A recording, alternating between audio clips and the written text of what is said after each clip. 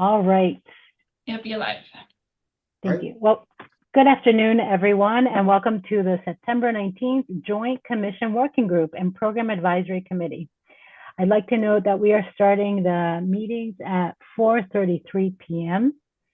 This meeting is an all virtual meeting as permitted under the Virginia Freedom of Information Act and NVTC's electronic participation policy.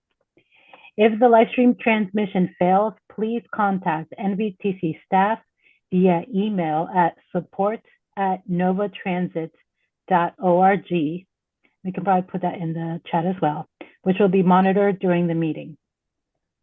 The first half of the meeting is focused on the commuter choice program, and I would like to welcome our PRTC colleagues to the meeting. Alan, would you please perform the roll call and identify the staff participating in this portion of the meeting? Absolutely. All right. If you could please say present after your name. Dahlia Polchek. Present. Sarah Bagley. Libby Garvey. Ooh. Got a little bit of Tanisha Allen. Present. Does somebody have their...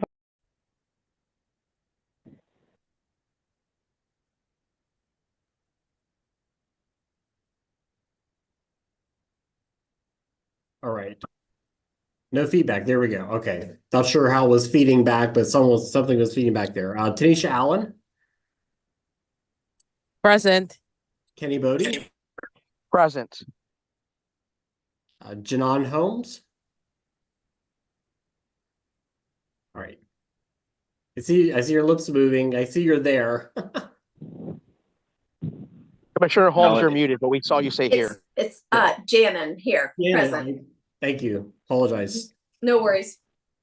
And Dave Snyder. Here. All right. For the rest of the folks that are on here, staff participating in the meeting today are myself, Alan Feim, the Director of Programs and Policy here at NVTC. We have Ben Owen, our Commuter Choice Senior Program Manager, Daniel Nickelbein, the Commuter Choice Senior Program Analyst, and Melissa Walker, our IT Manager. Back to you, Chair Polchek. Alan, and I don't know. Chair Polchek?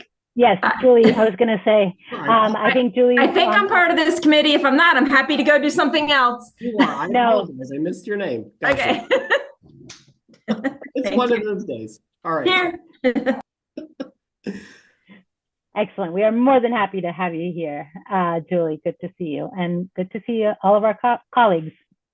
As part of today's meeting materials, we were provided a summary of the April 20th, 2023 Commission Working Group meeting. Does anyone have any comments or changes to share with staff? It looks like Sarah Bagley is with us now.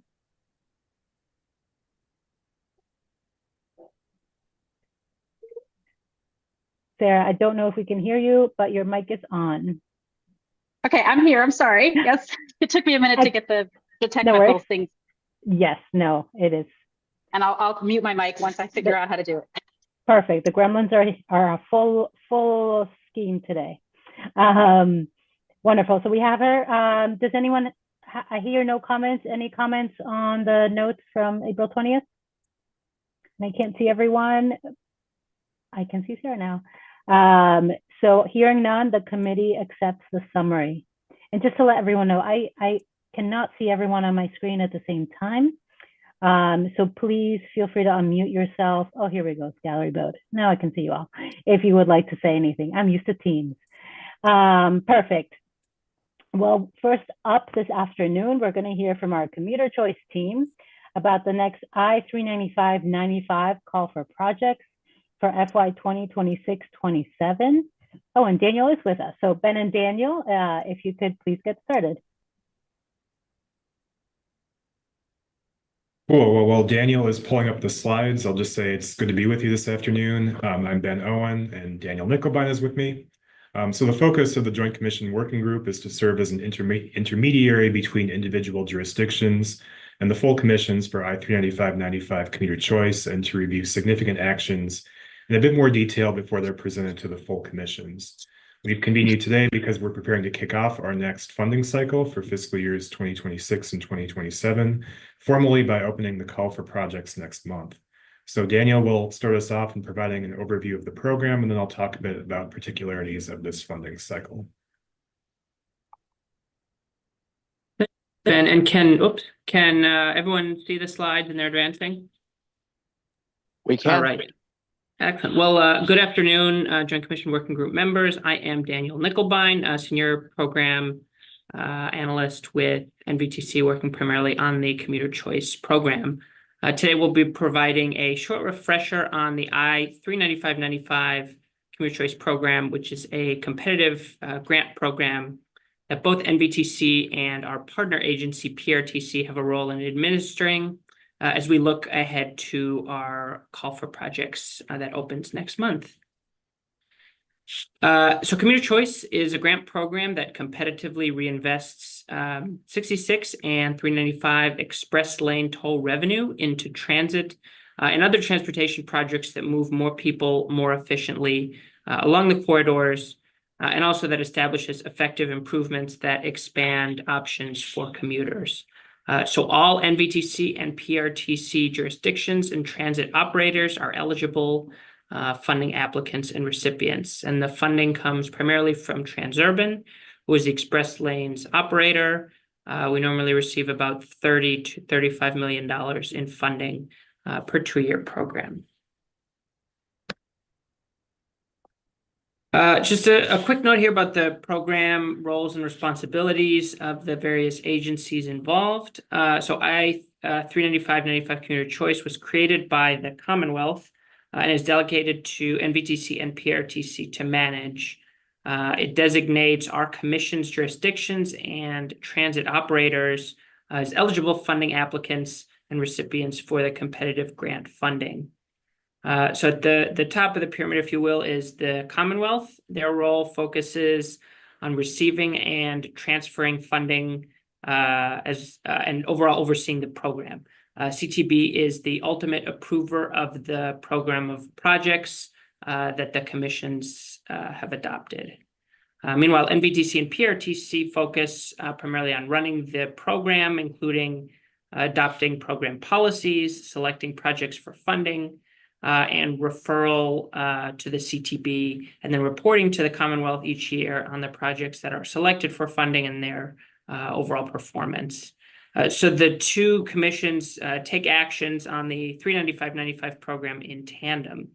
However, we here at NVTC manage the day-to-day program administration per the agreement between the two commissions, primarily for the sake of efficiency, since we also manage the I-66 Commuter Choice Program, and that also allows PRTC clear latitude to be a funding applicant and grant recipient. Between the full commissions and eligible funding applicants and recipients is the Joint Commission Working Group, which you all are here meeting today. So you all meet to discuss and deliberate actions that will be coming forth for the full commission's considerations. And then finally, we have the local jurisdictions and transit agencies that apply for the competitive grant funding and carry out those projects. So in 3 rounds of funding, we've awarded a little over $90 million. I want to highlight just a couple of some of our successful projects. The construction of a relocated and expanded Crystal City VRE station, funded with both 66 and 395 toll revenue, as well as OmniRide's first 2 and very successful Stafford County commuter routes connecting Stafford County to the Pentagon and DC. You can see on the screen some of the program benefits. We think that the awards to date have been impactful, bringing a number of quality of life benefits, including travel time, fuel cost savings, and greenhouse gas emission reductions over the life of the program. Brief update here on our annual report, which is completed each year in accordance with Commonwealth requirements. Coming to both commissions next month, along with action to open the call for projects, will be approval to submit the 2024 Commuter Choice Annual Report to the CTB. Overall, this year, our projects hit their highest daily ridership of about 7,500 trips. In the annual report, we'll also be providing updated benefits, as you saw on the last slide. As there are a number of new CTB members, we're also providing some context on how commuter choice supports our region's economy, provides commuters with faster travel along congested corridors, supports demand for more travel options, and reinvests toll revenue in the area where it's earned. I am now going to turn it over to Ben for the rest of the presentation. Great, thanks, Daniel.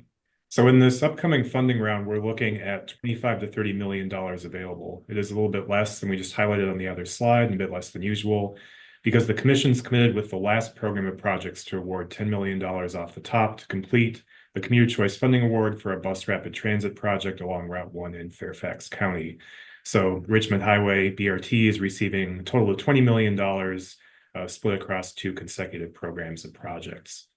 We do expect substantial demand for the funds that are available. We've supported a number of successful transit service improvements. They'll be returning for continued funding. We basically fund 2 years of these at a time, and then the recipients need to come back to apply again for continued support. So we expect a number of those renewals, as well as a few proposals for further capital improvements. This is ultimately competitive funding, and we do want to be putting funds to the most effective projects. But I think the commissions may have some challenging decisions to make in the spring when it comes to figuring out how best to prioritize the funding. Sorry for the sirens. That's passing. Okay. So over the summer, Daniel and I met with interested program applicants to discuss their potential project ideas. The idea was to provide feedback on which projects might be a good fit with the program, just given unique eligibility parameters, including the need to benefit express lanes toll payers. Next slide, please. So we are not proposing any changes to our technical evaluation process by which we score all of the eligible proposals for funding. These scores have historically been an important input to the programming decision-making, and the process that we are carrying forward has been in place since the last I-395-95 cycle 2 years ago. It works well, and it's well understood by our applicants. Most of the possible points come from technical factors that relate to the improvement goals for the corridor, as we highlighted a few slides ago, maximizing person throughput, improving mobility, expanding travel options, and enhancing travel safety and reliability. Next slide, please. We are proposing a few policy refinements. So after each funding cycle, we look back at our experience to identify any adjustments that could improve our administration of the program. This fall, we're bringing forth 3 minor refinements, which are, first of all, requiring that projects that focus on improvements for pedestrians and bicyclists, such as trails and bike share system expansions, provide a direct and intentional connection to high capacity and/or high intensity transit service to be eligible for funding.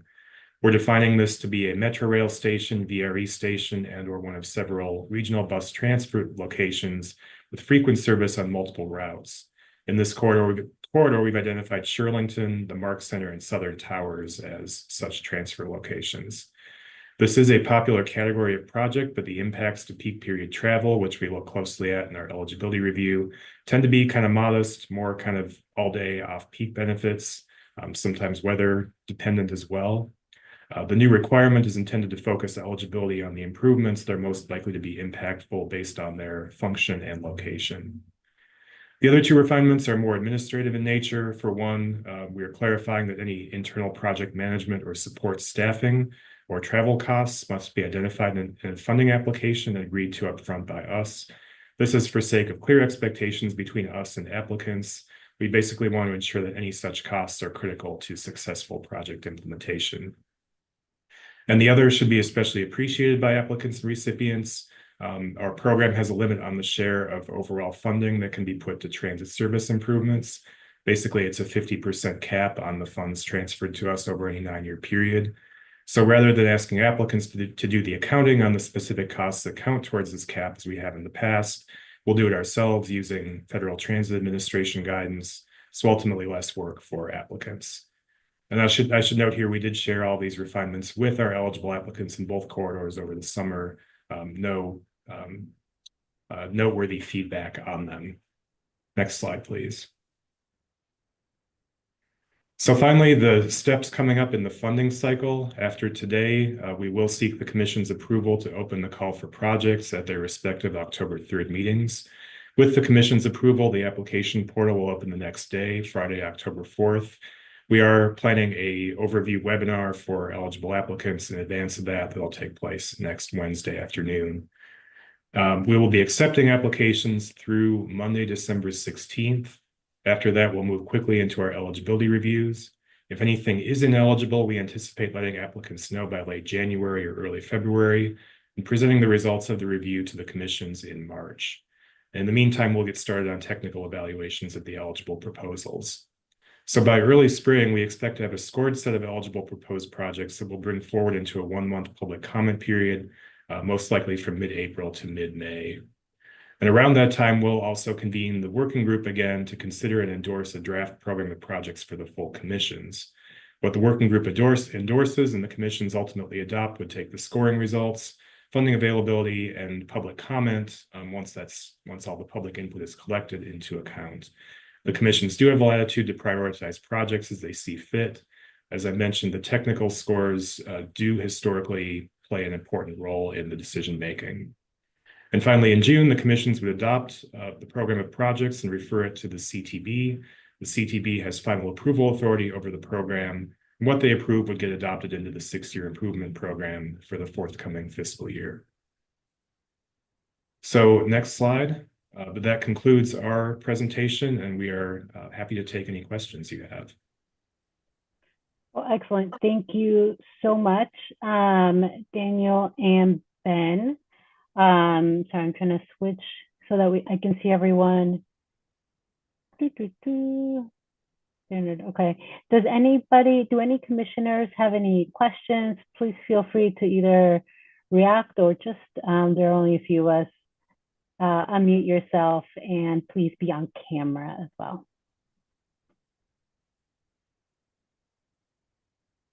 I am not seeing any questions.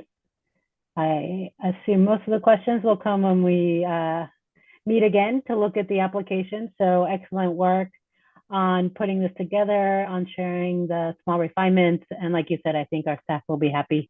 It'll be a little bit easier to do the applications this time around. So thank you both so much. Our next joint commission working group is planned for April of 2025. And so staff will be in touch in early 2025 to finalize the meeting date, and they will also provide regular updates through our respective commissions. This now concludes the Joint Commission Working Group portion of the meeting. Our PRTC colleagues are more than welcome to stay. It's good to see all of you remotely for part 2 of the meeting as we talk about NVTC's work with zero-emission buses. And I have to say, I just came from launching our Tysons to Bethesda bus, and in the transit center was a Fairfax Connector bus that says zero emissions bus on it. It was pretty exciting to see. And Sarah Bagley is at the birthday celebration. What is it, 40 years, sorry, of Dash. Birthday 40 years of Dash, 53 million rides. What's that? 5.3 million rides. That's a one great story. Good. Well, thank you all, and good to see you, Bob, as well. You're welcome to stay with us or enjoy the rest of your evening with something a little bit not more interesting, just off camera. So to that here, sorry, as part of today's meeting materials, we were provided a summary of the April 11, 2024 Program Advisory Committee meeting. Does anyone have any comments or changes to share with staff? Hearing none, the committee accepts the summary. And look at that, we're 3 minutes ahead of schedule.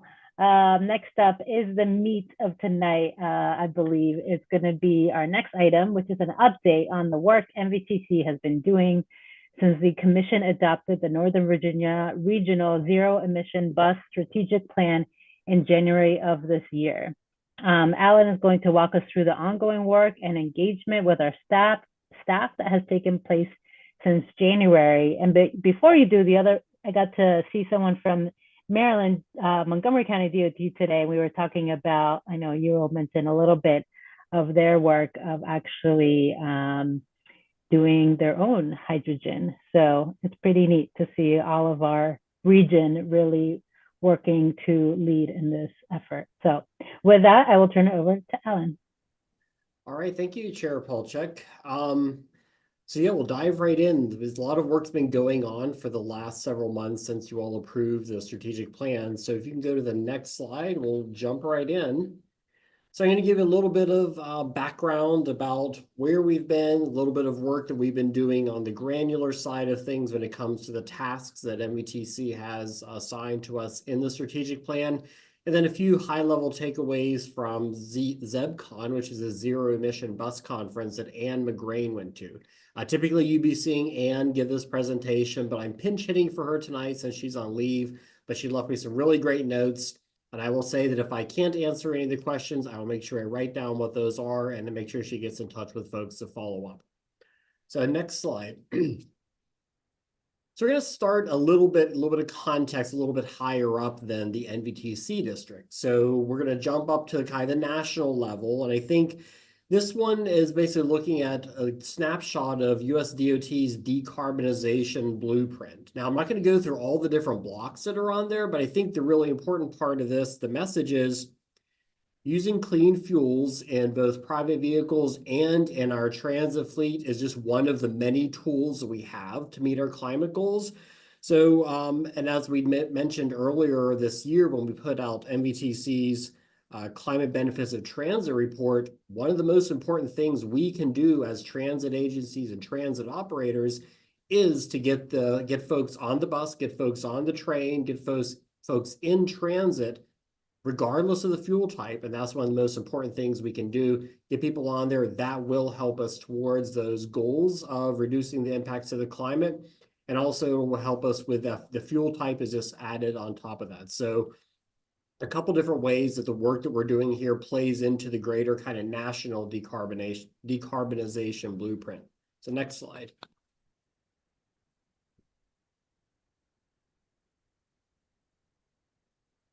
All right, coming down a little bit lower, the state level. So in the last year, DRPT's put out a really great resource about modernizing transit fleets. It's a great toolkit for agencies all across the Commonwealth to take advantage of. This has been shared far and wide. All of your teams and your respective transit agencies have access to this. It's a really good resource to help them through the process. It's a long process, making sure you're thinking all the considerations, the technical, the policy considerations, the operational considerations. So really a good resource for that. We NVTC and a lot of your local staff were heavily involved in some of the technical committees that went into making this report.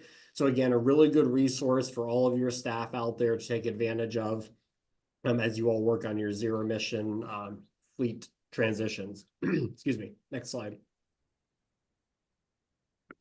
I'm not going to go into a whole lot of detail because there's a lot of literally and figuratively moving parts on this screen.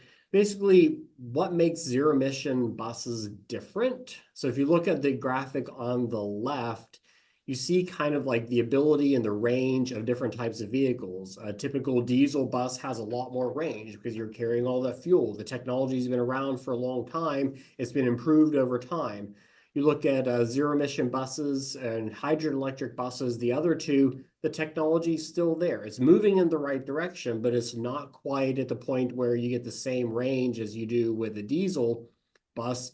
But it also has the benefits of being much fewer emissions, which is the whole point of this. So looking at those as a compare over time, they're moving in the right direction. They're getting closer and closer to each other. And the big consideration here is when you look at these three different types of fuels, it does come down to the infrastructure. There's a lot of infrastructure that goes into each one of these.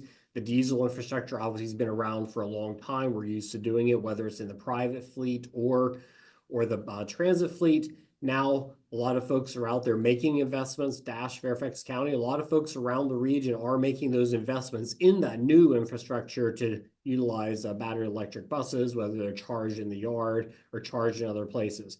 And Chair Polchak mentioned, we'll get to in a couple of minutes, about the hydrogen side of things, but that is out there as well as a new and emerging things, which adds yet another level of complexity of where's the industry going as we transition away from diesel into these cleaner technologies. Where is it going to land? Is it going to land with battery, with electric, with hydrogen? I think we're still trying to figure that out. So I think a lot more work to come and a lot more research and analysis to come as well. Next slide. So we jump down to our strategic plan. So as mentioned earlier, this was approved back in January of this year. So I'm going to focus really on strategies 1, 3, and 4. Some of the work we've been doing over time to make sure that we're leveraging all the funding that's out there, and some really on the ground studies and analysis is happening. So next slide. So serving as a regional forum, this is one thing that NVTC does really well. I think we really excel at it, bringing the folks in the region together, not just the folks here represented by NVTC with our jurisdictions, but working very closely with Metro, with our colleagues over in Maryland, Montgomery County, Prince George's County, across the Commonwealth, bringing a lot of those folks together to really talk about what the challenges are for zero emission bus. We had a really great discussion back in June of this year when NVTC hosted its first Transit Innovation Summit. So a great panel. I think that video is still on our YouTube channel if you want to go back and take a look at it. Really good discussion. Part of what we do is we talk about industry metrics, fleet performance, a lot of really granular stuff, but that's the kind of stuff that's going to really help us evolve as an industry and making sure we're making the right decisions when it comes to different types of fueling. Next slide. So some of the topics that have kind of floated up there, what are we really tracking, really listening? What are we hearing concerns about? What are we hearing opportunities about? We'll start with some of the concerns. One of them right now is the manufacturing backlog. You see that number, $11.8 billion for New Flyer. That's one of the 2 manufacturers that's out there. Good for their books, not great necessarily for the transit industry because there is so much demand. They can't keep up with the demand to manufacture the buses fast enough. So there are supply chain constraints that have impacted over time.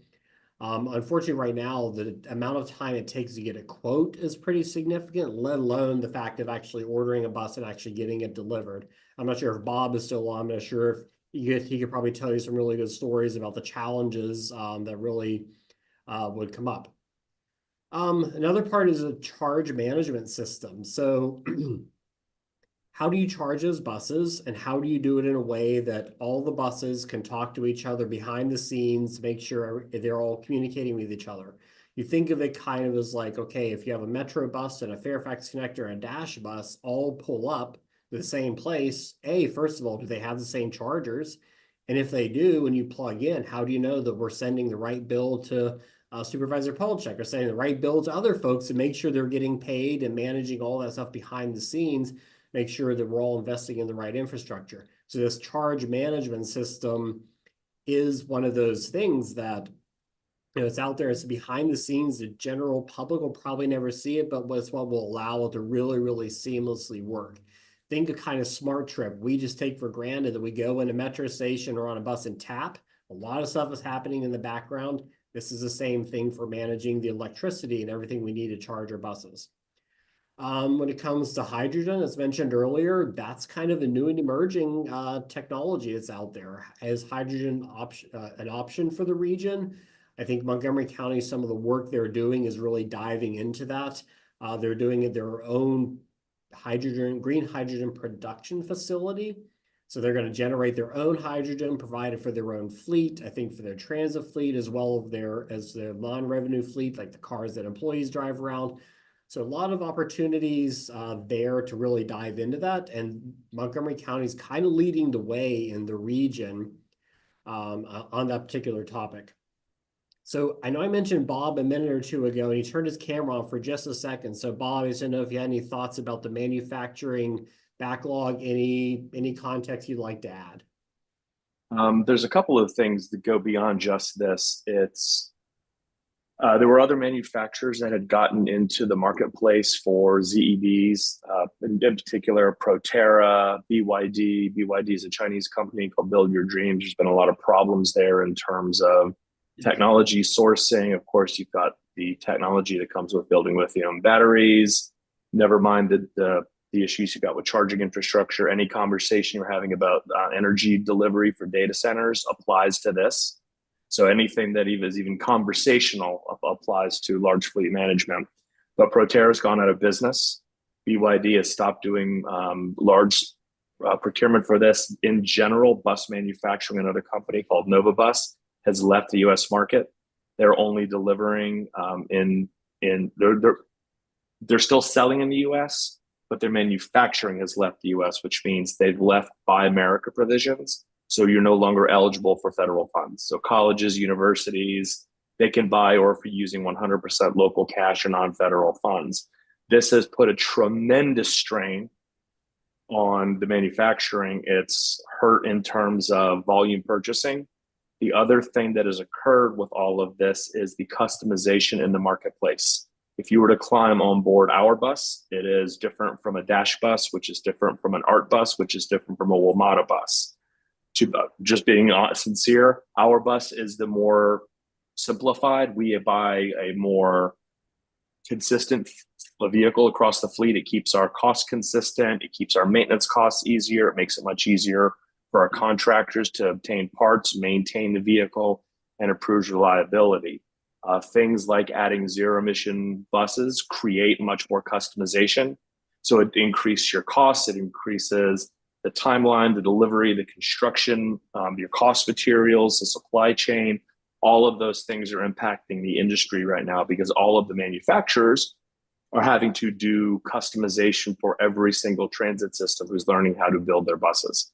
So in addition to the quote timeline, they're having to then figure out how to put specialty heaters in for Milwaukee.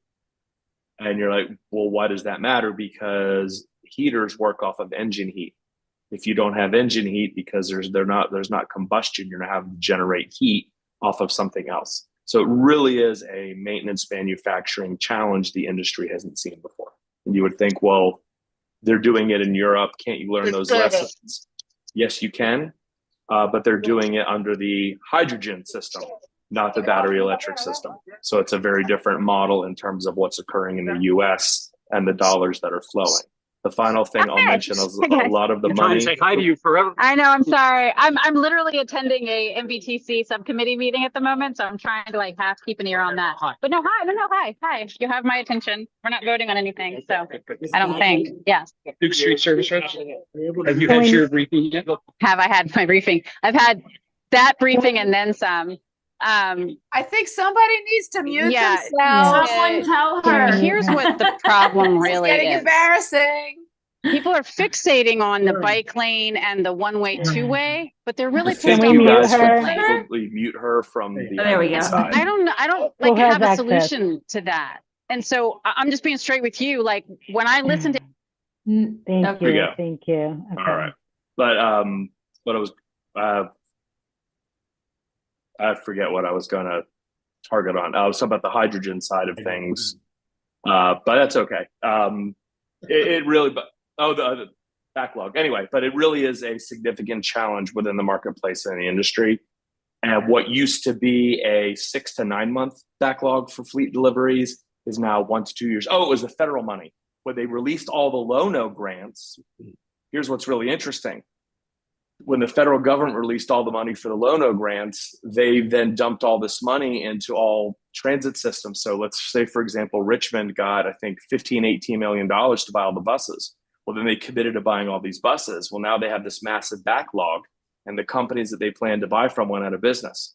So now what you have is you have contracts that ended up getting canceled because they can't fulfill, which have then had to go to other vendors, which increased the backlog. Meanwhile, they're not replacing the fleets as quickly. And with the increases in prices, they can't buy as many buses. So what used to buy, let's say it used to be an $800,000 bus is now $1 million bus. So now the number of units it would buy doesn't buy as many units. So fleet replacement cycles, all the expectations, it is a huge problem in the industry. And right now there's no way to get out of it other than to buy yourself out of it. And with where the industry's going on this, when we get into hydrogen, that may actually be the fuel type of the future, which means we're actually dumping a ton of money as an industry into something that in 8 to 10 years, maybe not obsolete, but kind of obsolete to all the challenges that Alan's describing about charge management, all those different things. So that's a 4 to 5 minute crisis of the industry. But Perfect. what a time to be alive. All right, thanks, Bob. I appreciate that. Alan, could I ask a question? Please. Is that okay? And I apologize, I'm late. I don't know if we've got into, so I'm listening to all of this, and Bob, that's fascinating. Well, could somebody talk a little bit about compressed natural gas? Have we done that? Did we talk about that at all in here? Because that's, and I'll, we're looking to do all of this, and to make these changes. We're about to have a water treatment plant that's going to produce our own compressed natural gas that could run the buses that we have now, that we know how to repair now, that we don't have trouble with heat. They work really well. They pollute some, but not a whole lot. And I'm just wondering, are we looking at compressed natural gas? I keep worrying that we look at diesel's awful and yucky and pollutes a whole lot. Electric looks wonderful. It's hugely expensive and difficult. And right in the middle, I'm just wondering if the Goldilocks might be CNG, or I think you can call it green natural gas if you produce it. So one of my favorite soapbox topics, but I'll stop talking and hear what you have to say. Thank you. No, I think that's what has come up in conversations. Is not specifically what we're going to cover today, but I'm gonna have Anne McGrain follow up with you, because I know she's been doing some really good work with all of your staff. I know that conversation pops up now and then, so if you don't mind, I'll have her follow up and close the loop with you on that. No, that would be great. I will just tell you, I'm really worried that there's a political whatever thing that everybody loves electric. I get it.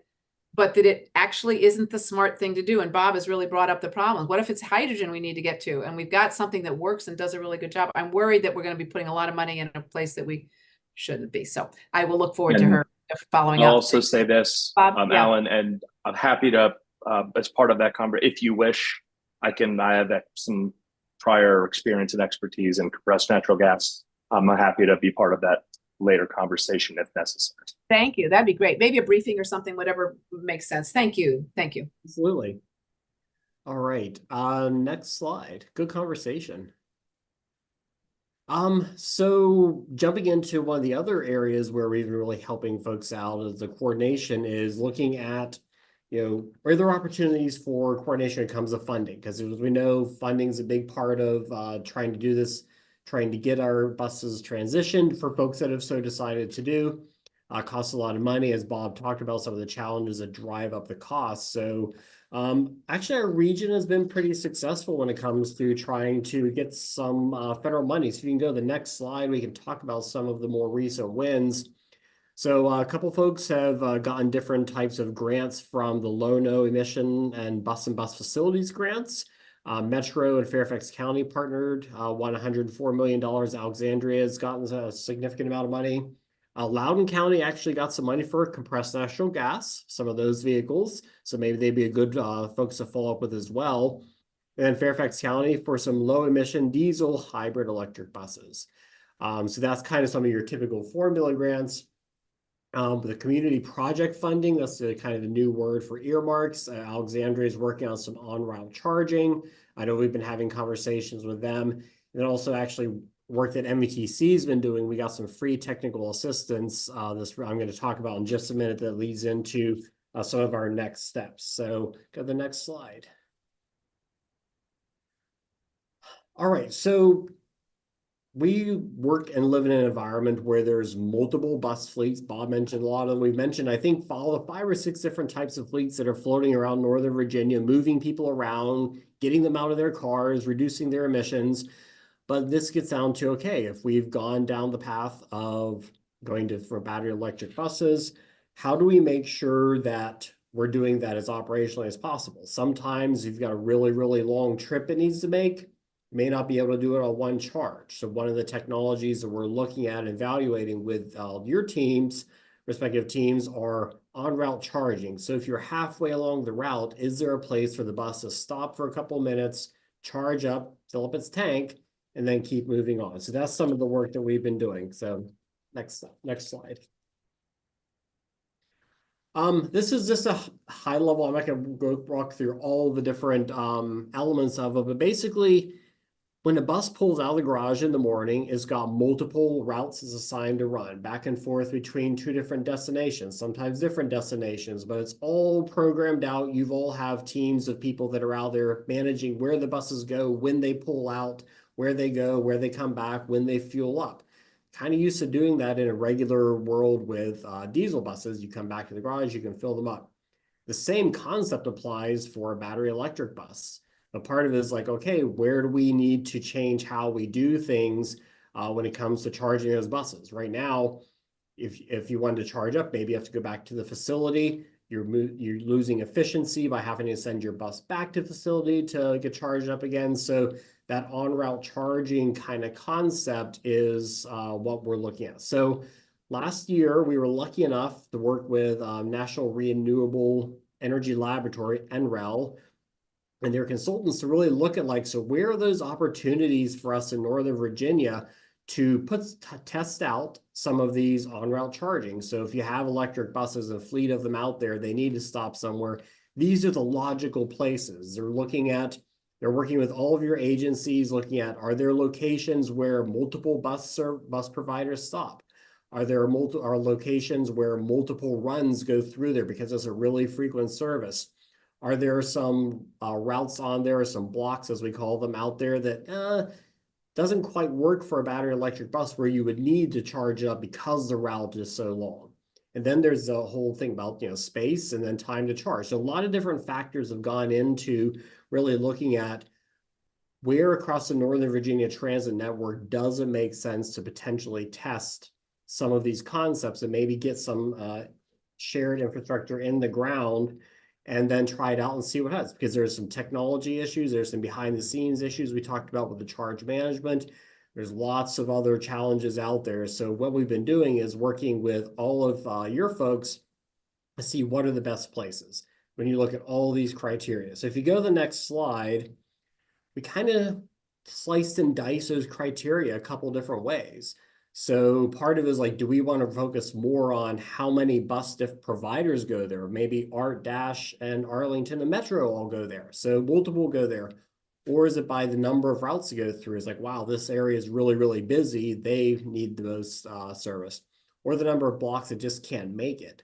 So these are just 3 different ways you can slice and dice. These are some very preliminary results of the analysis of where might be some really good opportunity locations. And if you look at all 3 of them, I think you see the top one is the creme de la creme, which would be like, can we get this at the Pentagon? So I think the Pentagon is that one place where every single one of our bus providers serves. So that's up there. Then we have a couple metro stations out there spread around. Then we've got also, so you've got Shirlington Transit Center. I think we have the Mark Center and some of the other different criteria, Tyson's Metro Station, King Street. So we're looking at a couple different ways to pull those levers and see which one actually makes the most sense. I think from a very high level conceptual point of view, as we do this and as we consider that next step of maybe moving forward with the analysis to take it further into the engineering, what is it going to cost? What are the legal, regulatory, construction barriers to doing that, maybe looking at potentially one metro station and one non-metro station location. I think the analysis will tell us. I think that's kind of conceptually where we're going, and I think we'll have more updates a little bit later in the year, early next year, as we have that conversation. So that's it on some of the work that NVTC has been doing. If you want to go to the next slide, Anne McGrain was able to go to ZebCon, which is a zero emission bus conference every year. It was in Philadelphia this year, so right up the road. She was able to take some really cool pictures. This is just a couple of them. Learned a lot from industry colleagues. They're doing a lot of stuff in Philadelphia. Some of the pictures are like the hydrogen. They have a liquid hydrogen fueling facility there. One of them is mobile, because it's a little bit more mobile than electric charging is. There's some pictures of some of the special facilities you have to have if you're using hydrogen, because I learned something new. It burns invisibly and it burns odorless. So it's one of those things, you have all these safety systems you have to put into place if you're going to use hydrogen. So One more factor, safety side of things. We've seen some challenges with battery electric buses. There are challenges with diesel buses. There are challenges with hydrogen buses. I think right now we're at the very, very early stage of learning what those are. We've got great colleagues around the country that are coming together every year to learn, share what they've learned, and Anne's right there in the middle of that. So I know she has a lot of lessons learned that she brought back that she'll be sharing with all of your staff and all of our technical working groups that we have on the ZEB space. So I know she'll be sharing those. And if you have any other questions, I'm happy to pass those along to her. So that, I think I have actually one more slide. Sorry, next steps. So the feasibility study I mentioned, the NREL one, that one we're hoping to wrap up later this year, and that's where we're going to have a couple recommendations on metro stations, bus-only stations, a couple things. Where do we want to go with that analysis? Where do we want to put some money? We actually have, thank you DRPT, we have a grant that we got this fiscal year, FY25, to do that analysis, to carry it into the next step, to do that initial engineering. She's working very closely with all the stakeholders, figuring out what that looks like and scoping that. So you'll see an update on that early next year. Also, we obviously will keep our ZEB working group going, a lot of good information sharing, and then continue to discuss the opportunities as they come up with the different federal funds, state funds, and other opportunities to pay for this. So with that, I'm happy to take any questions. I will try to answer them, and if not, I will make sure I pass them along to Anne and she follows up with anybody. Perfect. Well, thank you so much, Alan. And I know you did a great job. I'll tell Anne, you stepped in very well. I was fortunate to be able to have her walk me through it as well. And there really is quite a bit out there. And I think, as you mentioned, it's, from what I'm saying, there really aren't any right answers yet. So I think it makes sense that we are sort of, looking at the different paths, right? That's why we're saying zero emissions. Like you said, Montgomery County, and I believe the way they do their hydrogen is different than the way the Philadelphia one is creating their hydrogen, right? So even within there are differences. And so very much appreciate the work that your team is doing, which to me, that's one of the best things NVTC can do, right? Is really help us as a region, do some of this research analysis and piloting, help us pilot options to help us be ready for what's ahead. To that, I will remind my commissioners, as of July 1, we can have all virtual meetings. We also do need to have our cameras on. So if there are any questions, comments, please do join us. I think this one, it's only the Program Advisory Committee. So that would be Commissioners Bagley, Briskman, Garvey, and Snyder. Hello. Please let me know if you have any questions for Alan. All right, I think everyone's happy. Alan, you did great. All right. Great presentation, Alan. Thank you. If you think of anything else, send me an email, and I'm happy to connect my staff with your staff, and we'll make sure we get all of your questions answered. Now, I'm just looking forward to that briefing. That's kind of what I'm sort of focused on, and I appreciate the flexibility in this sense, like we're not really quite sure yet, so we need to be careful. Thank you. Absolutely. Yeah, Bob, go ahead. Is it going to be doomsday again? No. The only other thing I would encourage as you have that conversation is the hybrid systems, very much like you have a Prius or a Highlander from Toyota, et cetera. If you were to go back to when the hybrid systems came on the scene, late 20-aughts, they were really not that effective. The battery performance was bad. You got maybe a 10% fuel economy improvement. They were really, really, really expensive. Think about battery improvement in your phone, everything in life. Batteries are really, really improved. We're now seeing 30% improvement in fuel economy. And if you think about it, really, what is pollution? Pollution is burning of fuel. For every gallon of diesel fuel or unleaded fuel, basically, you're burning X amount of CO2. That's the issue. And yes, there's the NOx, the VOC, all those compounds that come with. So if you're able to supplant 30% of that burn rate, there's other things, there's other technologies that come. So as you have that conversation with your technical staff, going to things like a hybrid system is still using diesel, but now what you're doing is your goal is to improve your fuel economy to reduce your emissions toward that target of zero. So it's just from a technical operation standpoint, it's a lot more reliable, it's a lot easier to maintain, It's a lower cost entry point.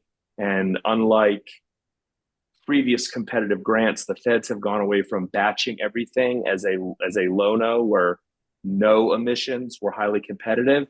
They now have a dedicated low fund. So they're actually incentivizing those organizations who don't have the resources. So let's say maybe a smaller transit system like Fairfax Q, who doesn't have the pockets or the resources to dig into that. Well, now they have a competitive advantage in those smaller pockets. So it's a very interesting model that the feds have migrated into. So positivity, see, not all doom and gloom. Thank you, Bob. No, I very much appreciate it, and why we're so glad that both our team and Bob PRTC are definitely helping us do because clearly the technology changes quite often. As you probably know, the Maryland folks were asking me about the relay we had over at Mosaic, and I told them, well, sadly, it was great. It's now dead. As soon as those come out, the technology is outdated, but they're great pilots and ways to be able to learn from those, right? It was definitely safe. And so I think different models, right? Longer distances, shorter distances, sort of those more Mosaic type areas will probably benefit from different types of technology. So with that, it looks like I'm not seeing any other questions. Let me find my notes again. So I believe, my next question is there any other business, the PAC, or any final questions or comments from committee members? Okay, well, to that, thank you all for joining us for this wonderful virtual meeting. Our next PAC meeting will be planned in the spring of 2025. There's Sarah, her celebration. For the benefit of the viewing public, the joint in-person meeting of NVTC's WMATA Legislative and Policy Committees is scheduled for 6 p.m. this evening. That meeting will also be live streamed on NVTC's YouTube account, and I saw that Commissioner Alcorn is there and ready to go. And with that, we are adjourned. Ooh, there he is. I'm a metro. Thank you so Take care. much, Daya. And I'm Thank coming in. you. I'll be there soon. Thanks, Daya. Take care. Thank you all.